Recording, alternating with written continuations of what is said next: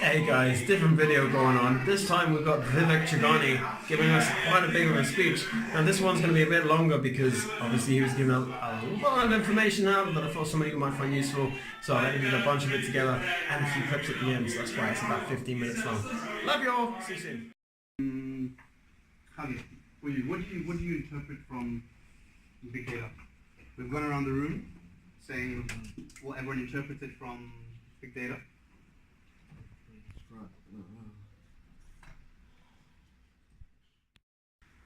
So, you guys touched a good line. You guys gave a few ideas about big data. You're collating a big amount, and it is managing. It's not only just in industry. There's many things that have been leaving trails of data. So the first data, there are many big implications with it. It's not just in technology. It's implemented in phones, in every physical thing you could think about. Data has always been trailed, and there's obviously issues of ethical issues, and so it's completely transforming. So you know how you say, oh, I'm updated to the latest technology. That's never to do with big data, because big data is transforming. It's changing. It's evolutionizing. There's always constant. There's many businesses that need to interpret data, and everyone's got different implications, different types of data. And so like I said, it's one of the days that impact a lot, because at the end of the day, many of the companies need to analyze reports, where they make profits, where they're losing profits, where they're going wrong. So it's one of those things that's completely transforming the way we do business, and it's impacting everyone's lives. Even if it's so, you probably not think about it, but it is. Like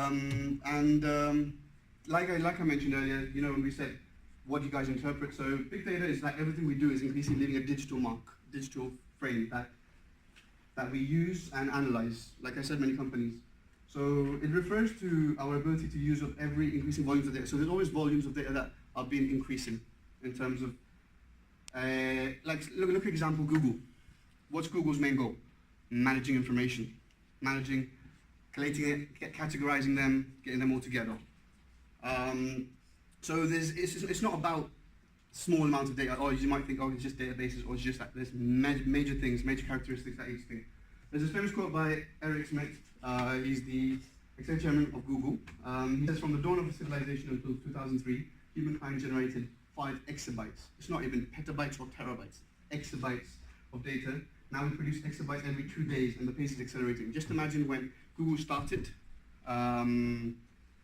it started off with search, and compared to all the search results and how they filtered it using their algorithm, and it's accelerating. The pace is accelerating. Yes, Judy. How much is exabytes? A lot.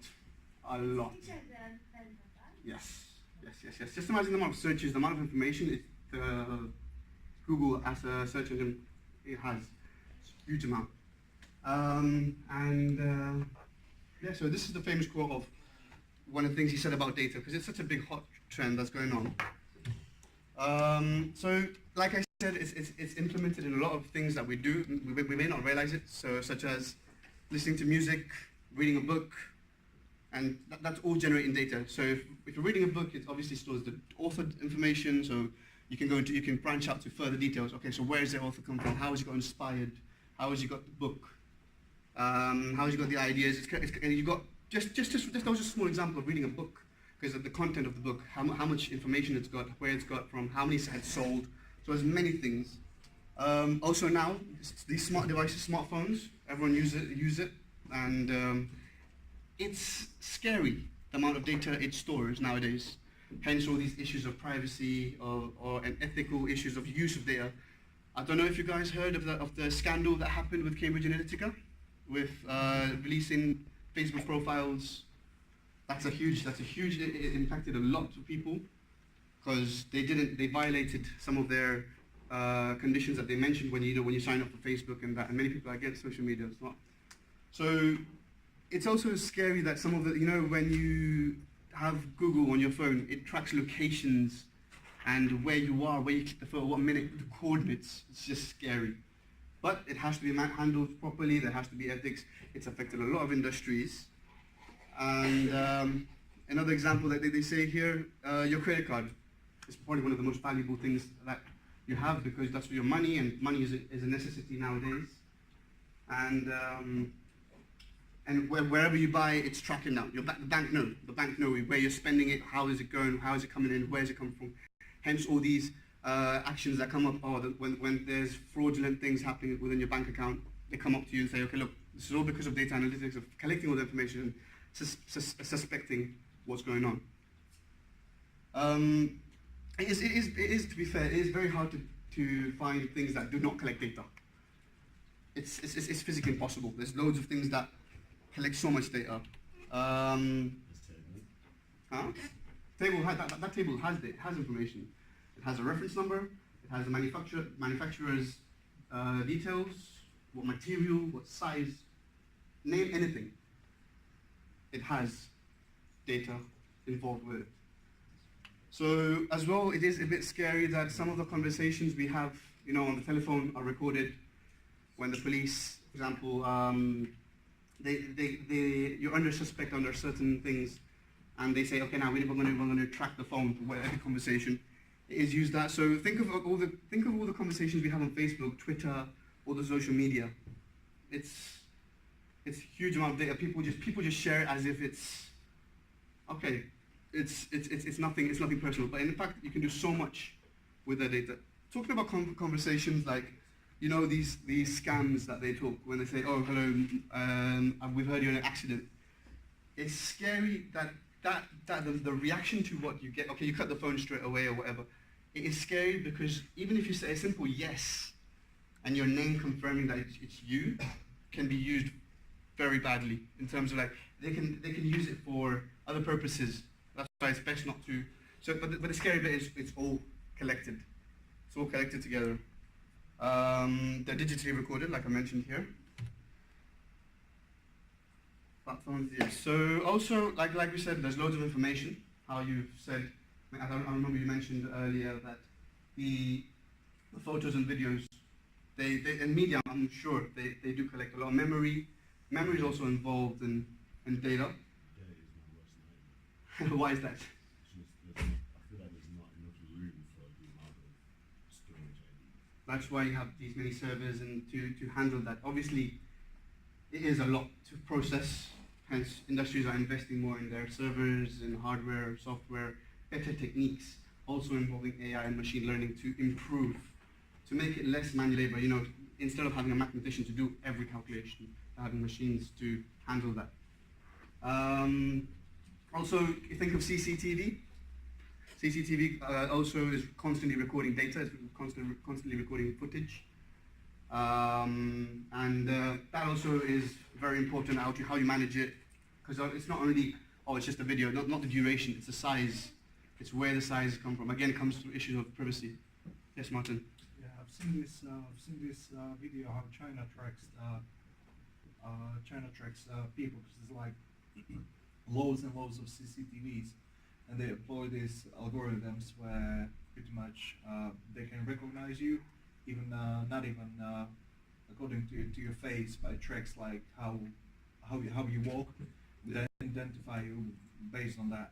Yeah, it is pretty scary. It is pretty with scary. Their introduction with their kind of like good citizen score. Yeah, it is crazy how there is different.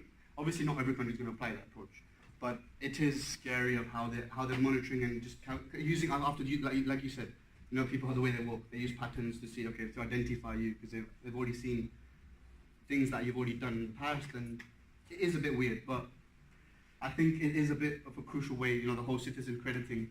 That's my opinion. I think it's a very Rebellion? Basically, it's a very rebellion way of actually approaching that. Do you guys have any other questions regarding, for example, how data is in video and in photography? No? There's post photos online, pictures, is what metadata. Yeah, of course. Just to say the pictures, and they give all the information of the owner of the pictures, and even time, location, and stuff. Yeah, like I mentioned, like Google Samsung, if you go in the details of the image, tells you, you've been at this coordinates, this place, this time, you clicked it, linked with that account. is a bit scary. But yes, Sam. Yeah, building on the top of that, pictures have something called metadata, which have exactly what you described, like the location, who took the photo, and all that information. I was just saying the name. Great. The next one also we've probably not considered is sensors. Javier, a lot of your, I think since you study mechanical engineering, a lot of the information that's collected by the sensors, when you're creating your robots and stuff, you must be collecting a lot of data.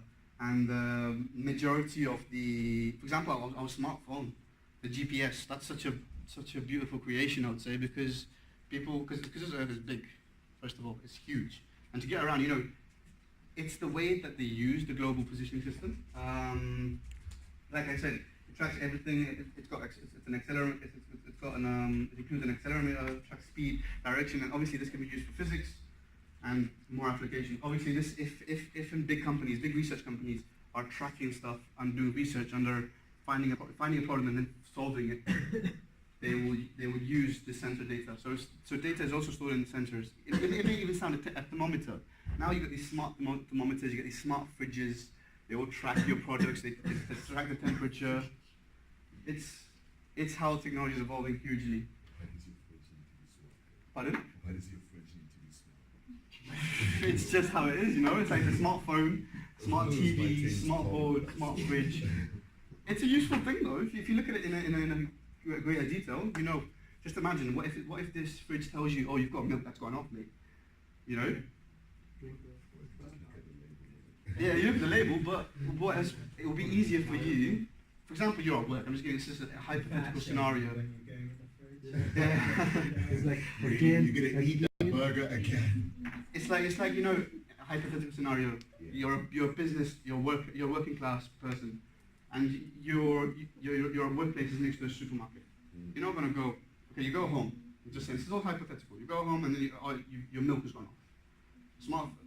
The smart fridge can notify you and tell you, look, your milk's gone off, and while you're already at work, you have that in the back of your head already because it's notified by your phone. That's why you probably have smart fridges that tell you about their products. Yeah. So it's I guess so, yeah. you see, there are reasons to why they're evolving that way. There's like shanks in the fridge tells Not in that way. That's why you have all these conditions, like accept terms and conditions. That box that everyone probably doesn't read. I'm pretty sure. I tried to read it once. I got like 10 lines through, and I forgot I forgot what the first 9 lines were. Exactly, but they've got their backs covered. Okay, so you said personal information that's recorded. Okay, that's you've signed up for it, because not many people read about it, but it is important to read about what you're signing up for. I guess it's just too long. People don't read it, but the companies protect their backs by putting these laws, and the user, when they do consume the product or use the product, they're signing an agreement potentially saying that, okay, we're not responsible for this. We're taking permission for you to give information. Now how we use it is different. That's why you have that agreement, the terms and conditions. Has anyone heard of Internet of Things? Has anyone heard of the Internet of Things? Yeah. No? Different topics, not only big data, machine learning, and also artificial intelligence is involved hugely. The computing power of data analytics enables us to find new cause and better understanding, like I mentioned. We can use all the data from smartwatches and wearable devices to better understand links between lifestyles and diseases. So to prevent it getting worse, you can detect it quicker using technology. Big data analytics also allow us to monitor and predict epidemics and disease outbreaks simply by listening to what people are saying. So I'm feeling bad, like today. Just imagine if, I'm feeling bad today. So they'll search for things that say, okay, what does it mean by bad? They will break down the problem into smaller problems and then try to find a solution to that and offer alternate solutions.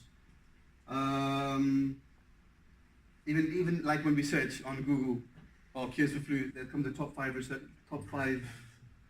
searches of how the cures have been done. Can I say it? Yeah, sure. That how much do we benefit from that? Because this is for businesses. This is for businesses to optimize their sales, the project development, to services they propose. But is the government using this kind Is of the what? data to help us to? It's going to help us because obviously connecting these devices, because you know, health and lifestyle, the sector of health and lifestyle is always going to be important. We can't omit it. And the use of the technology, big data, is very important because it detects it. Just imagine if you knew what that you had cancer type 1 or whatever. If you get it detected before, you can probably organize, you know, the chemotherapy, and so you know way before that. Using the technology, it'll help doctors, it'll help us as well, because we will realize what steps we need to take. What I mean is, those data, are they serving the industry or? No, it's improving health in terms of like, because when we go to the doctors, we book appointment for this and to calculate the height and whatever. We do have weighing scales and that, I know that, but like linking it to like disease, it's facilitating us to know more about our bodies and how our immune systems are better.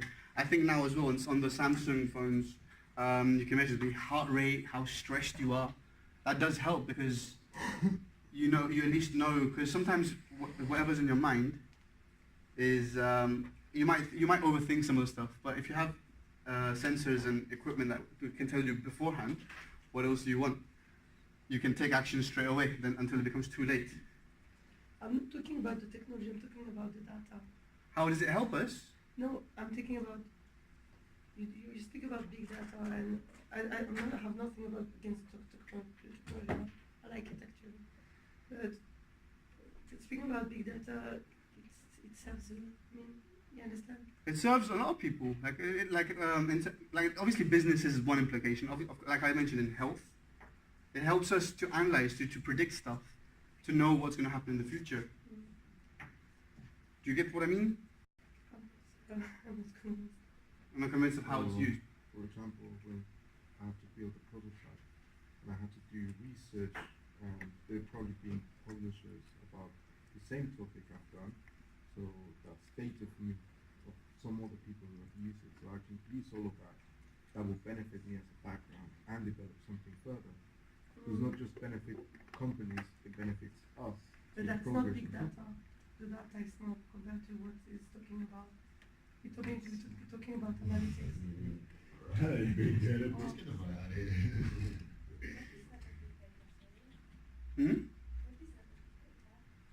What is not? No, because he gave an example of him creating a prototype software, a product, and using someone else's information, that made a similar product. You still gain it. It's managing the data, because obviously, for example, your prototype would have different requirements, different specimens to other systems. So obviously, measuring that data, collating it, and then using to assign value will give you a better reference of where your product is going. How is it better compared to the other? That's what he's trying to say. That it is everything's big data basically.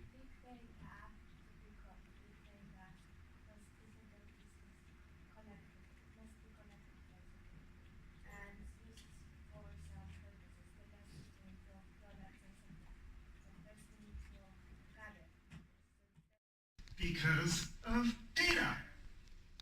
You look at Super, Apple wins. No contest. The majority of the sales are Apple. But then supermarkets started selling smaller, 11-centimeter pies, and suddenly Apple fell to like 4th or 5th place. Why? What happened? Hey, think about it. When you buy a 30-centimeter pie, the whole family has to agree, and Apple is everyone's second favorite. But when you buy an individual 11-centimeter pie, you can buy the one that you want. You can get your first choice. You have more data. You can see something that you couldn't see when you only had smaller amounts of it. Now the point here is that more data doesn't just let us see more of the same thing we were looking at. More data allows us to see new. It allows us to see better. It allows us to term big data. It is true that there is a lot of hype around the term, and that is very unfortunate, because big data is an extremely important tool by which society is going to advance. Okay, I got one question. But before information, next week, Ted will arrange a topic for us. Ted, do you have a topic selected already? So you could share, or But if you want, we can post it on the group. Yeah, we can better open up. Yeah, let him do the group, but he's agreed to do the talk on next topic. so we will update you as soon as possible what we are going to talk about next week. And could you raise a hand who would like to go for socializing before the enhancement week next week after our meeting? Socializing. The Socializing. socializing. You're going out to Socializing. Yeah, The sushi. proposition is to go to Peter Pizza. Peter Pizza. The pizza there is really great, and upstairs it's like a place that some people could play ping pong, and some people like football, table, something like that, or just having Coke or beer, whatever. is Coke? big, Whoa. whatever. Coca-Cola. Some people Oh. can what? Can drink Coca-Cola. Coca-Cola, that's why you're the second. So yeah, we could have like informal talk and get to know each other better. Yeah. It's part of team building and networking.